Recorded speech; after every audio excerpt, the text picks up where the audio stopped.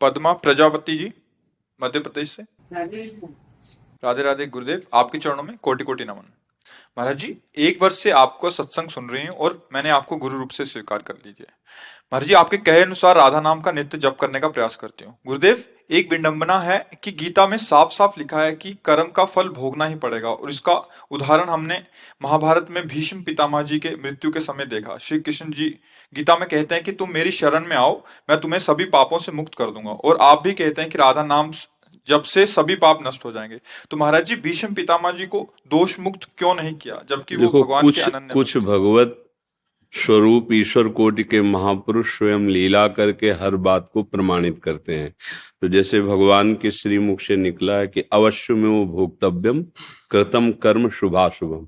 तो भगवान और भीष्म जी, ब्रह्मा जी, धर्मराज जी, भगवान शंकर जी, ये इतना भी अंतर नहीं है। नारद जी जैसे ना, ये महाभागवत जो 12 महाभागवत हैं, ये साक्षात भगवान के ही अवतार हैं। तो एक एक शब्द का प्रमाण मिलता है। अवश्य में भोक्तव्यम, तो बोले भीष्म जैसे महापुरुष को भी भोगना पड़ा। अहम तो हम सर्वपापेभ्यो मोक्षयिष्यामि मा शुचा। तो हमें ये देखना है कि कहाँ कौन सा उपदेश लागू होता है, किस उपदेश का किस रूप में भगवान उदाहरण दे रहे हैं। क्योंकि शास्त्र पूरा जैसे मेडिकल स्टोर है ना, तो आप उसमें फंस जाओगे, बीमारी बढ़ा लोगे। डॉक्टर जो दवा लिखे वही मेडिकल स्टोर से लीजिए। तो शास्त्र एक मेडिकल स्टोर है। आप गुरुजनों के वाक्यों से जो बात निकले उसे जीवन में उतारो, निश्चिंत हो जाओगे। उसमें संशय, डॉक्टर की दवा में संशय थोड़ी होता है। संशय होता है वो तो इतना पूछ लिया जाता है तो हमारा रोग ठीक हो जाएगा। बिल्कुल विश्वास करो। आप पैसा दिए, टेबलेट लिए चले गए। यहां तो पैसा नहीं, यहां श्रद्धा है।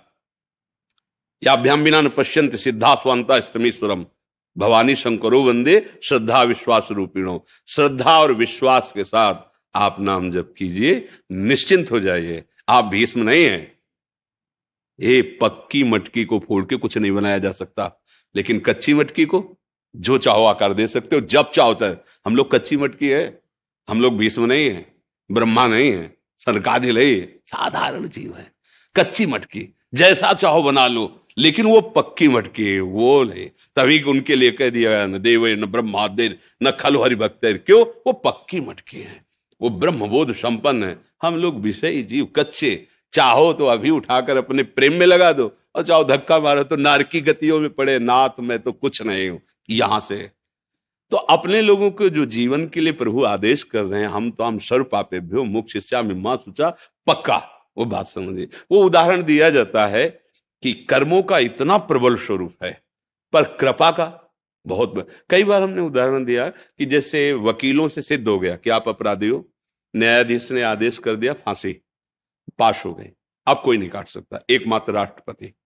आप निवेदन कीजिए, अगर वो क्षमा कर देता है तो वकील और न्यायाधीश सबकी बात रद्द, उसकी बात। तो हमारे अनंत कोटि ब्रह्मांडों के स्वामी श्री कृष्ण हैं, वो कह रहे हैं हम सर्व पापेभ्यो मोक्षयिष्यामि मा शुचा। आप अपना निवेदन पत्र पहुंचाइए, सजा तो निश्चित हो गई है।